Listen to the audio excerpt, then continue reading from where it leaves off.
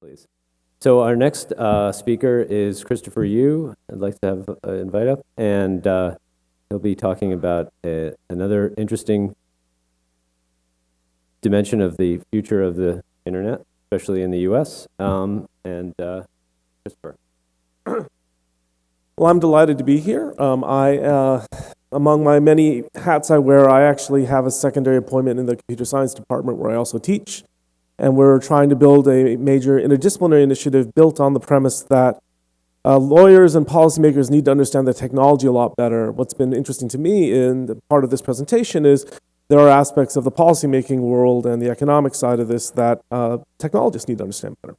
And so I'm grateful to Tony for inviting me and thinking that what I had to say might be helpful. So why are we worried about the common carriage debate? Well, for those of you who don't fully know this, for a long time, and I'm framing it in terms of the 2010 order, but it goes back well into the mid-90s, the FCC in the United States has adopted a very different approach to internet regulation than pretty much every other country in the world. The standard operating procedure in most of the world is to fold the internet into the existing regulatory regime that governs telephone networks. And that, in fact, the U.S. has decided not to do that and has tried to develop new rules fashioned for the distinctive and different technological and economic contexts that characterize the internet. And that was instantiated last 2010 in an order where the FCC was trying to pursue a light touch version of regulation of the open internet, not based on telephone regulation or common carriage regulation, presenting three rules. Those rules were overturned in January of 2014. Well, and as you probably are aware of, in November, the FCC has been trying to figure out what to do ever since, and the president made a speech actually proposing to fold the open internet initiative into the traditional regime that governs telephones. And that's what we know as common carriage regulation, the classic formulation of common carriage regulation. And I must confess, what I'm going to describe to you about the proposed FCC order is rumors. They're going to vote on it on February 26th. There is a draft circulating with the FCC. Like all agencies, it leaks. This is my best. I got it on pretty good authority that this is what it says, but until you actually see what it says, you never really know. But the classic formulation of common carriage is that rates be just, reasonable, and non-discriminatory. The proposal is seriously considering extending what are the privacy regulations that apply to telephone companies. They're called CP&I rules to the internet and to regulate the internet for disability access, and that they would forbear from all other provisions. Actually, at the last, they are talking about doing something much different. Well, my last slide, they're also talking about regulating interconnection among internet providers, which would be a major step. And what's fascinating to me is there's actually in Congress proposed legislation to return to the 2010 order and to try to figure out that apparently is going nowhere because they need, the Republican Senate particularly needs a few Democrats to support the initiative. And the White House is making very clear they have no interest in working with the Republicans to form a compromise, even though everyone says actually having a clear a legislative solution would be a lot clearer because the order was struck down because the agency tried to do too much, and this would do something that Congress hadn't authorized, and that would eliminate that problem. So this is why this is important. And so what's fascinating to me is when we look at common carriage, it's often talked about as this sort of golden era baseline. And what's striking to me is when you look at the literature, people didn't think it worked that well to begin with. Particularly starting in the 60s and 70s, there was an enormous critique. And there have been several attempts by people who support the regulatory intervention to try to understand it. And they've come up with a bunch of syntheses. And I would have to say that they're largely unsatisfactory because historically, if you look at the roots of common carriage, they're very odd. So at common law, it wasn't just network industries. It affected a wide variety of institutions, warehouses, grain elevators, things that we wouldn't normally think of as stuff that's traditionally regulated. And what's fascinating is in the U.S., we tried to figure out what determined what group of industries fell within this. The formulation latched on by the Supreme Court was an industry that was affected with a public interest. They used that test to say that housing was an industry affected in the public interest, banking, fire insurance, textile manufacturing, and ice distribution. And it's fascinating. We think none of us would think of rate regulating housing in the same sort of way, although we do things with rent control in certain situations. But what the Supreme Court finally did in the 1930s is they rejected this test as as not providing a closed class or category of business. They said it's not susceptible of definition, and this actually died a very untimely death in the 1930s and has been reaffirmed a bunch of times. So I don't think anyone really believes that we can learn very much by looking at the historical roots of what common carriage meant and get much meaningful out of it. What's interesting also is the most modern things. Some people attempted to say that, it's connected somehow to transportation and communications. Well, the funny thing is, it's a problematic definition because we do common carriage style regulation to a lot of things that are neither transportation nor communications, such as gas, electric power, and water. We actually do have a number of sectors in transportation and communications, such as buses, trucks, and up to this point, the internet, which have been immune. So, I mean, this has not been considered a very satisfactory historical synthesis. So the question is, can we do something better? The modern reconstruction of common carriage regulation is to focus on industries that are natural monopolies. These are ones that, even if they start off as competitive businesses, there's only going to be one survivor, and they would eventually collapse back into monopolies. And we all know the monopolies, they charge too much, and that's the classic problem. They produce too little, and so it leads to a very standard justification for rate regulation. And historically, one of the problems you have with rate regulation is if you're part of a rate-regulated business and a non-rate-regulated business, you can tie the two products together and make up whatever you lose from rate regulation by charging extra for the unregulated business. And so, in fact, what goes hand in hand with rate regulation is some form of line of business restriction that keeps companies only to the businesses that are rate regulated, and anyone who lived through the breakup of AT&T knows this full well. So what's fascinating to me is there was a huge academic and regulatory critique of common carriage and the problems it presented that grew in the 60s, and actually there was a competitive carrier initiative in the FCC and a regulatory alternatives that came out of the NTIA that laid out a whole bunch of criticisms of why this wasn't such a great idea. And in fact, what we have to think of is one of the ways that policymakers now think of things is as comparative second bests. We used to think, there's a problem, the government should go fix it. We now recognize that the government fix will also fall short of perfection because all human institutions do. And the real question is, which, even among two second best outcomes or imperfect outcomes, which is better and which leads to the better outcome? So let's talk about this. We have to compare the unregulated situation with the regulated situation. Well, the unregulated situation doesn't perform that great. So the optimal result from an economic standpoint is to price things at marginal cost. That generally happens when you have competitive businesses. For reasons I'm happy to discuss with you in Q&A or in the hallways, that cannot happen in high fixed cost industries. It's a very well-recognized economic truism, and monopoly sets prices too high. Well, what happens if it's not a monopoly? What happens if it's an oligopoly? Oligopoly sets prices that are lower than monopoly, but still higher than competitive levels. It's somewhere in the intermediate case in between. And so, in fact, we end up with a world where the empirical evidence strongly suggests, and this is from economic studies, is that the vast majority of price reductions happen with the entry of the second and third firm. And you can see why antitrust authorities routinely approve mergers from 4-firm industries to 3-firm industries, because in general, the price effects are mostly captured by that, and that's more or less reflected in modern competition policy. That's what happens to the non-regulation side. It's in a world where we have some competition, but limited competition, we do better than monopoly, but not as good as perfect competition. What do we do on the regulatory intervention side? Well, there are a bunch of in the FCC and the NTIA orders, they discovered a bunch of downsides to the common carriage regime. First, the direct costs are quite high, both the compliance costs, the accounting rules you have to follow, but in fact, the technical disintegration required by the structural separation requirements. There's a very nice article by an MIT economist that looked at a series of things imposed by common carriage regulation and estimated the losses in the billions annually because we couldn't do things like vertical switching services and other things back in the days of the computer inquiries. And there is an economic theory of what the optimal size of a firm is, and if you're regulating structural separation, you're obviously changing that, and there's going to be some costs associated with that. The next ones are actually, I think, much more subtle and much more interesting. So one of the fascinating things about, recall that common carriage regulation requires rates that are just, reasonable, and non-discriminatory. We found out that non-discriminatory is remarkably hard to enforce. Now, non-discriminatory means charging the same for the same product. But the problem is, well, first, what happens if you say, well, it's really a different product? And what you'll find is that what I take from this is things like natural gas and water and electricity, where the dimensions of product quality are very narrow, this works pretty well.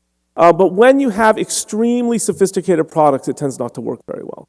The second problem is it's not discriminatory if it costs you different amounts. And you're allowed to charge different prices if the costs are different. If you have different production technologies, you're going to get into constant fights over whether different prices are justified by different costs, and you can see different utilization patterns based on the peaks. You're going to have different costs, and as we know, they're hard to meter, so you're always going to have some form of proxy because of the burstiness of the traffic. And there's a basic problem that, it's going to be causing a lot of arguments, and we discovered this even in the pre-internet days with voice and other things. The other problem is you're not just going to regulate price. You're going to have to get involved in the non-price terms. I mean, the classic thing is, okay, fine, I'll give you the price you're looking for. You just have to give me 90-day notice of any changes. Or you have to, my favorite one back in the days of the Telecommunications Act of '96 is a person came in and said, was working in a colo space, and the incumbent asked him, well, where are you going? He says, I'm going to use the bathroom. And the incumbent said, I'm sorry, there's nothing in the FCC order that says I have to use the bathroom. And in fact, we should expect this. These are at least one of these parties is an unwilling participant in the business relationship. They will comply with the law the way you and I pay taxes. We will do what we're required to do, but don't expect us to be volunteering anything more. And in fact, there is now an order in the FCC that says, yes, you have to let them go to the bathroom. And I say that sort of as a joke, but what we found in these relationships is that they're constantly, especially when the interface is complex, you're going to have a whole bunch of different dimensions where you're going to be asking to set parameters. And so we've discovered when that happens, non-discrimination is relatively hard to do. Now let's talk about the just and reasonable part. This is the size of the price. Well, just to give you a couple of quotes, the Supreme Court found that this is very, very hard to do. So normally, how do we set value? The classic valuation would be is you look at a market-based transaction of a similar basis, a similar parallel transaction. The problem is these industries are not competitive, and whatever prices they have are in fact the product of regulation themselves likely. You can't do that. It's basically a circular problem where you're not going to get anything out of it. The second thing you can do is look at market capitalization. How much could you earn through that? But again, that's largely derivative of the prices that are set. And so you're left to the last valuation technique, which is you look at cost. You count up how much it would cost to make and allow a fair return on that. Now, here's the whole problem. Costs, this whole slide is about how hard it is to implement cost-based rate regulation in an effective way. So first is, you're going to argue about, well, the easy one, what's the rate of return you're allowed to earn on your investment? And this is in a world where tenths of a difference in rates of return means huge amounts to people's bottom lines. That's a problem. The second is, what are you allowed to earn a return on? And we get into this wonderful argument about whether we measure things in terms of replacement cost versus historical cost, whether investments are what they call prudent, that is, are we just going to allow you to earn a return on everything you invest in, or are we just going to look at the things that were really a good idea? The problem with there is then you end up with huge hindsight bias problems because you're trying to say, oh, that was obviously a bad investment. Well, that becomes an enormous problem because we've never solved that. The other problem with cost-plus regimes is they're inflationary. You're allowed to earn a return with anything you can plausibly say was prudent at the time, and we discovered that, in fact, that didn't give you any incentive to reduce costs. But also, you've got a nice guaranteed return. Why will you innovate in process? Why would you innovate in product? And there's a vibrant debate in the economic literature, does common carriage regulation impede innovation? And in fact, there's some theories that suggest actually it promotes it, and that's an interesting set of common questions we can have. Allocation of common costs is an enormous problem because the idea is you would allocate all of them to the regulated company, earn a guaranteed rate of return on that, and then use your unregulated company with a common cost to underprice the competition, largely through regulatory arbitrage, not because you're doing anything better in the market. There's a wonderful literature based around Averich and Johnson that says that there's a systematic bias to over-invest in capital-intensive solutions and disinvest in operating cost-oriented solutions. And here's the other problem, is that common carriage regulation runs afoul of the need of multiple classes of service. And so, in fact, what we found is when you regulate businesses instead of residences in particular, they need very different things. I don't need A, I need less of A and more of B, but in fact, we have a set number of pots. And so in that world, in fact, it would not end, you would have different classes of service that would essentially allow you to do pay-for-play discrimination. Now, the solution among the DC advocates of common carriage is we'll only have one class of service. And anyone who runs a network saying, well, there's some problems with that. It'll be oriented towards the least common denominator customer, and people who can't find or looking for different aspects out of the service won't be able to get it and won't even be able to use the functionality and the solutions that we've built into the network today. So the other problem, and this is very rarely discussed, is common carriage was very heavily criticized for facilitating collusion. So what do you need for collusion? Well, in fact, you would have to get permission in a common carriage world before you entry, and entry protection is always good for protecting incumbents. You have to standardize products, which is actually a nice homogenized product, becomes very easy to organize a cartel around. The more complex the product is, the harder it is. It allows you to pool information, which is something that should always raise competition policy concerns. You have to give advance notice of all changes. And in fact, they're going to not just regulate costs, they say you can't give hidden price cuts because that's a way to do backdoor discrimination. And that in fact, what we discover is that is one of the most important ways we destabilize cartels is by people cheating on the price in ways that aren't visible, and that in fact you'll then have the government enforcing particular prices because one of the other problems you have with a cartel is the lack of an enforcement authority. In this world, the government will do a very nice job of doing it in a classic common carriage world. I should say, by the way, there is a whole different approach to this called price caps.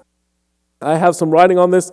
They were promised to sell the world, oh, this will solve all our problems. What we discover is price caps, one, were based on cost-based information for the first baseline, and second is they didn't deliver on the promise that they thought they would. The prices didn't necessarily go down, and more importantly, what we found is regulators were going in after the fact and playing games with the price caps that, in fact, your return was supposed to be fixed, and so anything you saved, you were allowed to keep, and that's supposed to give you the incentives to economize. What inevitably happened was the regulator saying, oh, you saved money, you're doing better than we thought you would. Guess what? You don't get to keep it. And in fact, they would move the ball, and one of the huge problems we have with price caps is you can't actually get a credible commitment not to do that from the government. And it's very, very hard to do. Now, this is all the theoretical critique. I wanted to throw up a couple slides that in many ways are a useful comparison, but I will admit not a perfect comparison. One of the interesting things is that, as I said, the rest of the world has been doing common carriage regulation. So an interesting benchmark for us to predict what might happen if we did common carriage regulation is to look at what would happen and what's happened in the rest of the world. And this has been very hard to do. Most of the data we have is about subscription data, not deployment data. And that's a problem because what we're finding from the studies is the barriers to adoption aren't just price and availability. In fact, they often rank 3, 4, 5 down the list. It's more technical ability, or actually, oddly enough, many people think they don't need it. They don't need broadband. And what's fascinating to me is I hear people say, oh, if people just want to live in caves and be primitive, it's one thing. But I mean, if you're trying to create a real change in the world, this is a real problem because that's what the real non-adopters are telling us. By the way, there's a wonderful study by 2 FCC staffers and a company called Connected Nation that does rural build-outs. They did a survey of broadband non-adopters and asked why they aren't adopting. 2/3 would not adopt even if it were free. And so that is a real problem. So what do we want to see? We want to look at deployment data. The problem with that is it's very hard. You have to walk neighborhoods and count and do all these other things. Fortunately, the US government and the EU government in the last 3 years have done that work. They've actually commissioned people to actually aggregate. In the US, it's on a census block level, so it's city blocks, and in the EU, it's on a kilometer square level. And so, in fact, this is fairly granular data that doesn't work. That is pretty detailed. It doesn't suffer from a lot of the critiques. But I will say, what I want you to focus on the next slide is not the absolute numbers, because we can quibble them. What we really want is the relative numbers. And both the US and the EU adopted fairly similar methodologies. So unless we believe that the methodology will play out very differently in Europe than it will in the US, then the relative comparison should hold. So what do we find out?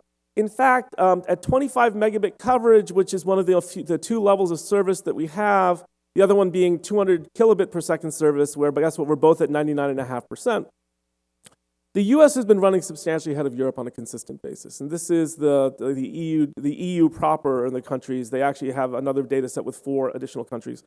And what we're discovering is that this has been, there is a reasonable assumption here that, in fact, the imposition of common carriage regulation is a deterring investment. And we can actually look at this a little bit more directly. I actually found an EU government source that provided information about investment. The US is an industry-based source, and they're not perfectly comparable. They count more or less the same things, but I can't actually vouch for some of the methodologies as clearly. But what you see on a per-household basis is that the US has consistently invested 2 to 2.5 times more than European carriers. And what's fascinating is this holds if you look at it on a per-subscriber basis or on a per capita basis. In general, there's a pretty persistent group, and the problem is that infrastructure sharing means that if you take a risky investment and you doesn't pay out, you'll be left holding all the losses. If you make an investment and it pays out, it must be shared with your competitors at cost, and in fact at replacement cost, not your historical cost. And this has created a deterrent for investing in high-speed. This has been the theory, and what we're seeing is now finally evidence in a wide range of empirical studies that this is actually deterring investment in higher speed architecture. So here's the trade-off. So we would love to have the perfectly competitive outcome. That's not possible, so we're really left with a choice between regulation and non-regulation. And there's a wonderful article by Howard Shalansky in the Yale Journal on Regulation. He is the former chief economist of the FCC under the Clinton administration. He's been the head of the chief economist of the Federal Trade Commission. He's also a law professor. And during the current administration, he's currently heading what's called OIRA, which is the regulatory watchdog organization in the White House. He said, when you're comparing unregulated monopoly with regulated monopoly, go with regulation. Why? Regulation is costly, but unregulated monopoly performs so badly that it's worth going in. But he said, at some point, unregulated oligopoly performs better and better and better. And at some point, the costs of oligopoly are higher than what benefits you get from going in for regulation. And he said, regardless of what your number is, there has to be a number out there at which this flips. And that's the way we should think about this on an optimization basis. And frankly, his number was 3. And so here's a person, he's not a deregulatory free market person at all. He's a fairly reasonable person. And in fact, working for the current administration who's on this, and that's been his historical position. And the other reality to me is that prioritization is quite common in any one of a number of venues and formats that you understand, people in this room understand far better than I do. And so what I would say is that what we see is an overhanging question about whether you'll be able to what extent you'll be able to prioritize service for things like, the VoLTE trials are incredible, but it's basically unreserved bandwidth. It's what we call a specialized service, and it's only accessible to one application provided by one provider. And that's the problem that we haven't been able to sort out yet, and it's one of the overhanging liabilities questions sitting out there. Okay, so this is what I mentioned earlier. Perhaps the biggest change in the current regime is a redefinition of the scope of the open internet order. And this is largely at the behest of a couple of edge providers who've been very vocal and very influential in the space, who are actually it's no longer wants the open internet to be about how traffic is treated within the network. They now want to equalize the terms under which traffic arrives at a network. That is, equalize traffic passing through the entire network. And in fact, the preferred solution for these providers, and this is one they're pushing very hard for, is what they call zero price interconnection, which is mandated uncompensated peering. And this would be in all links in the network, and they're trying to push this throughout the network, certainly to the last mile providers.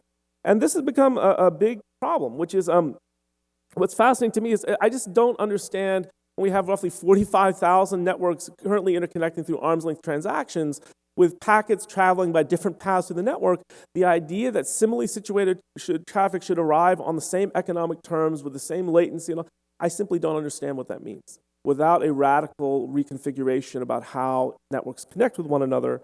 The other thing is, there's a pretty interesting economics called the economics of two-sided markets, but well, think of it this way, it's bargaining in some sense. Which is, if you're connecting with a person on a settlement-free basis, you've got some sort of ratios or volume metrics. and one person starts radically changing the value or the number of volume they're giving to you, the answer is that you're going to say, well, you need to provision some more links or route your traffic some other way because this is no longer an equitable trade. We're no longer in a balance. And what's fascinating is the other side would say, no, you have to continue to give that to us on a settlement-free basis. And the hard part about this is, the accusation, for example, is the way this usually comes up is Netflix accuses Comcast of allowing its connections to degrade in order to achieve a better bargaining position. Actually, that is a completely true statement. Because if you're on an even exchange and you're getting roughly equal service in both directions and one side radically changes it, the answer is you're feeling like, yes, you need to redo this. And so, yes, you are intentionally refusing to provision more bandwidth in order to get a better economic deal, or what I would consider at some point has to be acknowledged as a fair economic deal. What worries me is introducing government regulators into what has been a fairly effective bargaining situation, hard-nosed, brass-knuckled, business-oriented bargaining. But the problem is if you shift it to a regulatory context, it now becomes about not who's made the investments and who's working hard, but who's got access to the regulators. And the other problem is at a minimum, just by the dates, a decision is 9 months. And that's under good circumstances. And in fact, what we have is a big concern about how that would turn out. This would be a big change that goes beyond anything we even discussed in 2000. That's my presentation. If you're interested, there are a couple of published versions of this. They're much longer than engineers and people like that like to read, but if you're interested, that's there. And you should feel free to contact me at my email address as well. And I'm happy to take your questions.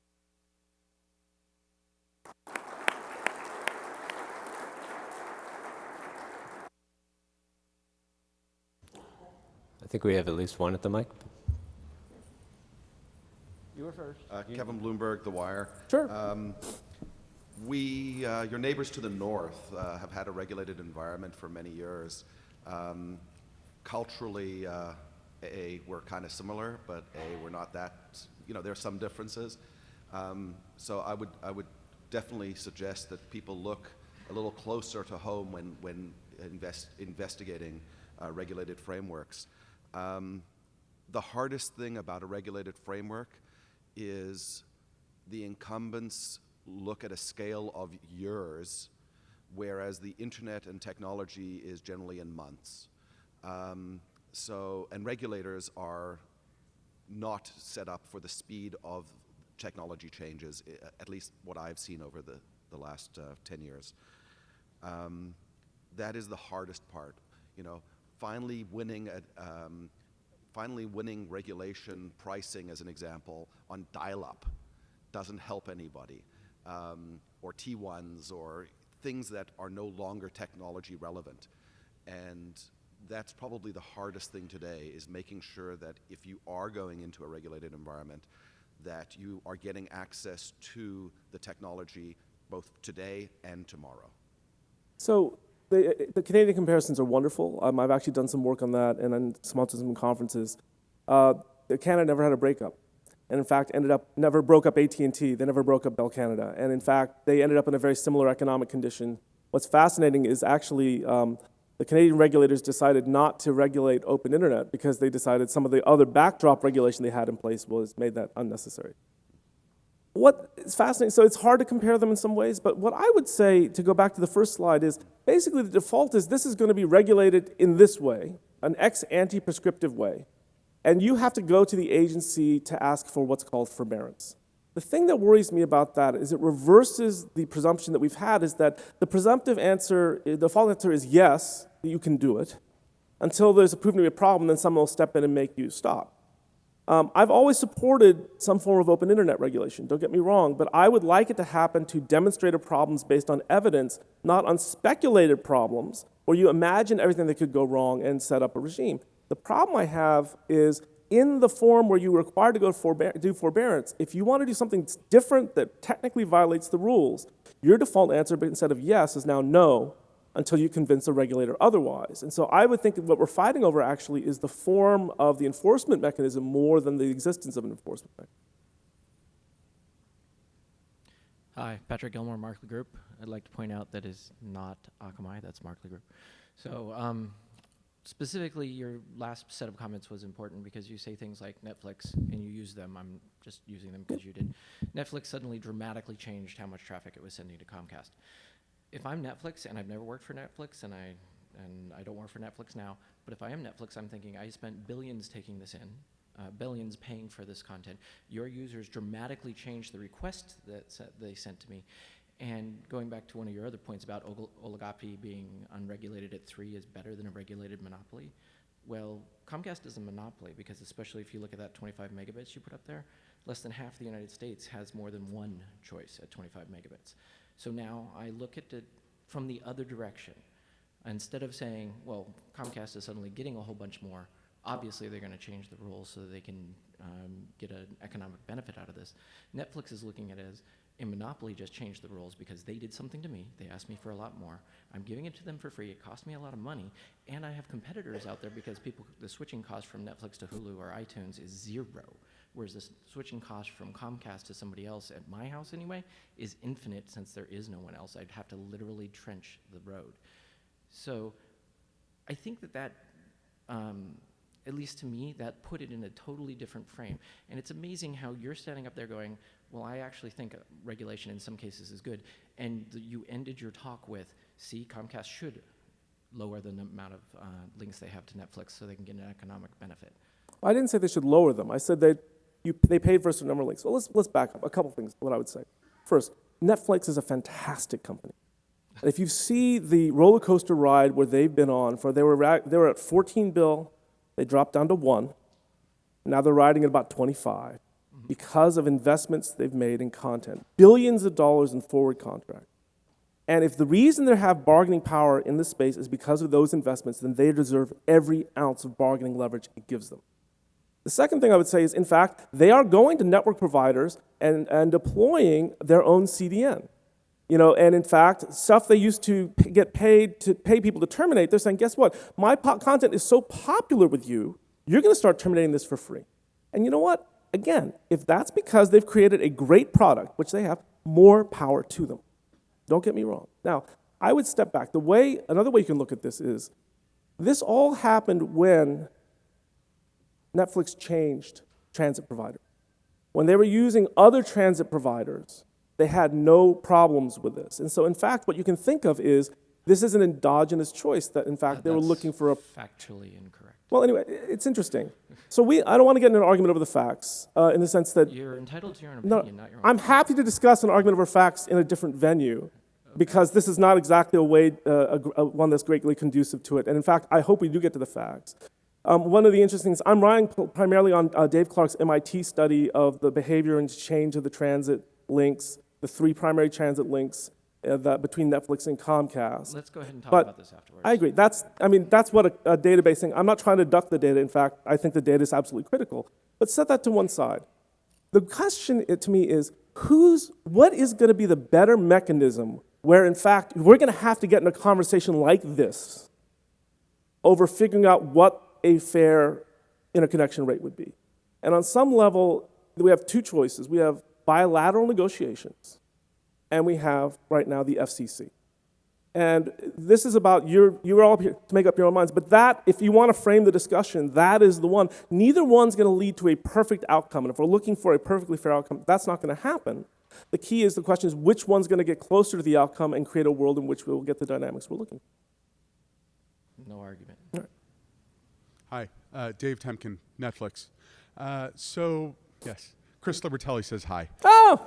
I believe he's watching the webcast. So you extolled the virtue of a two-sided market in, I think it was your second to last slide. Yep. But almost to Patrick's point, how is it a two-sided market if the consumer has no choice, right? The consumer cannot choose a different service. At that point, it seems very one-sided in that, in your example specifically, or Patrick's example, Comcast offers service. They have no choice but to get that service if they want a defined version of broadband.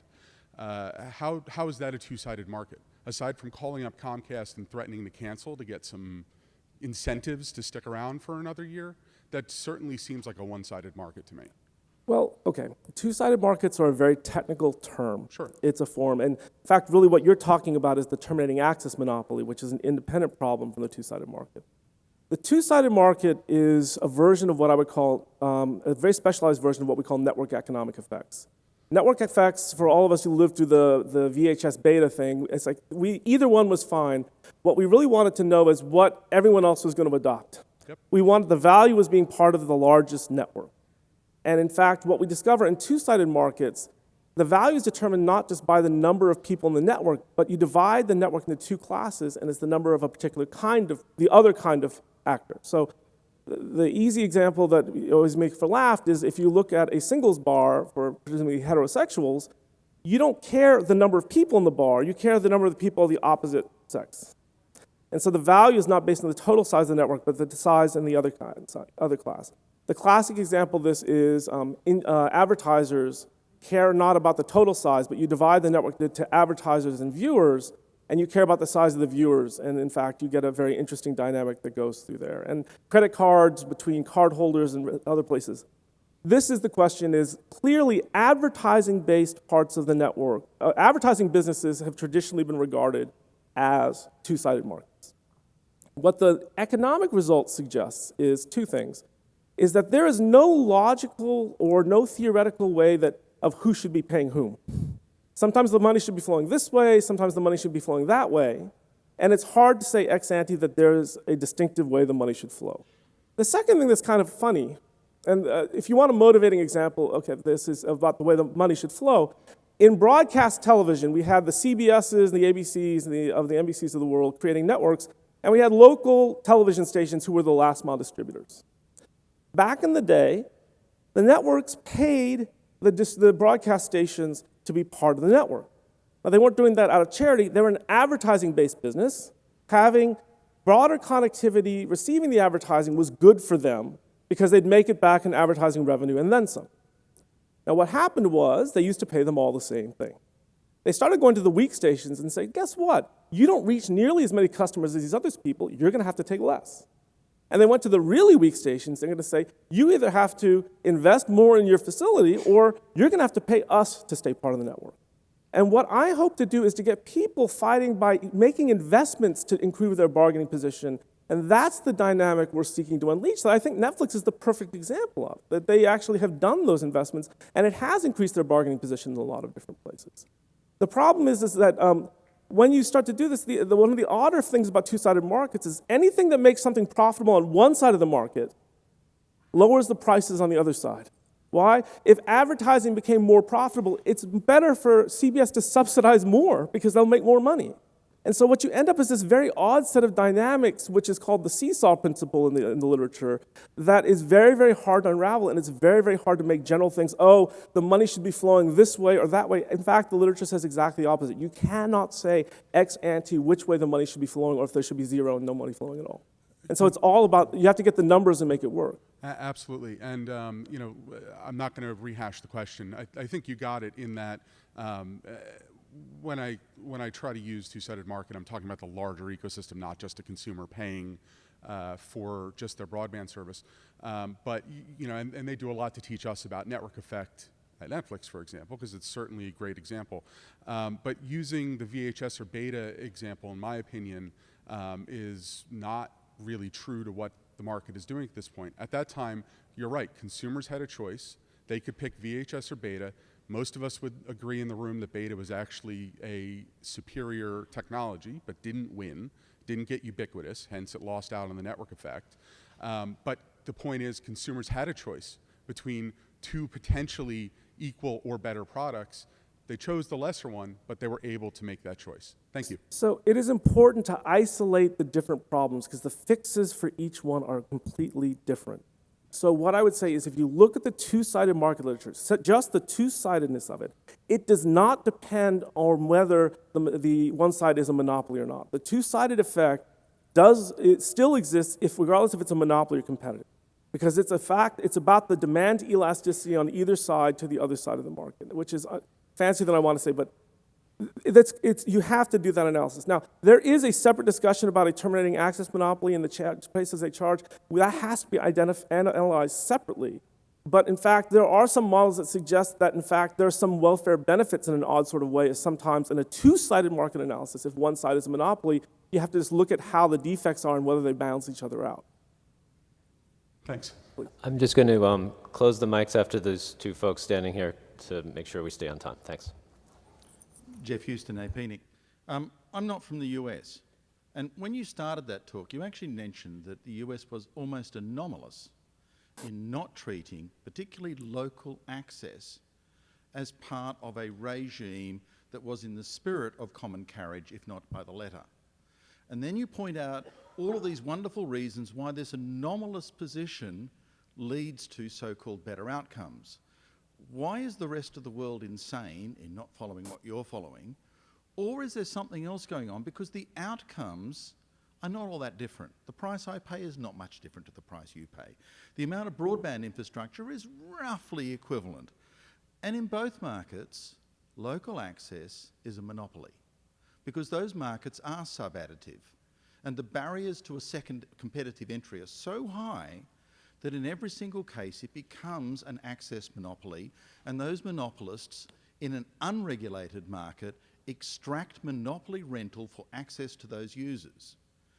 Is it better to have your national telecommunications policy decided by courts of appeal and judicial process, or a deliberative process of public policy? Which do you think is better? Again, I would say that neither one is perfect. And in fact, if you look at the history of US telecommunications regulation, through Carter phone, through the breakup of AT&T, and through all these things which we think are the models, they are examples where the FCC was essentially captured by the incumbent industry and the courts forced them to liberalize. So there's a tendency to say, oh, agencies are democratic, courts are not. And what we've learned is that, in fact, courts are politically appointed. Legislatures are not perfect distillants of public will, and that, in fact, they're all flawed institutions, just flawed in different ways and different degrees. And that our game has now become one to put them in dynamic tension with one each other so they cover each other's flaws.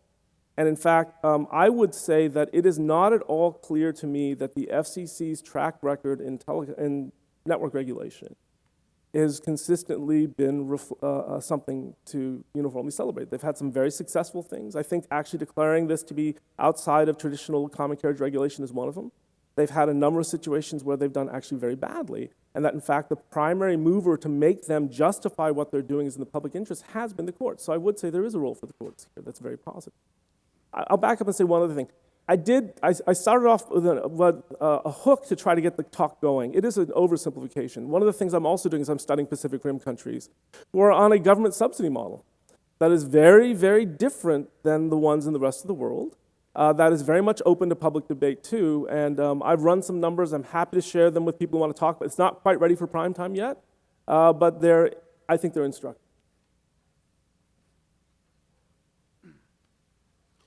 Hi, Dave Diaz, Fast Look Access.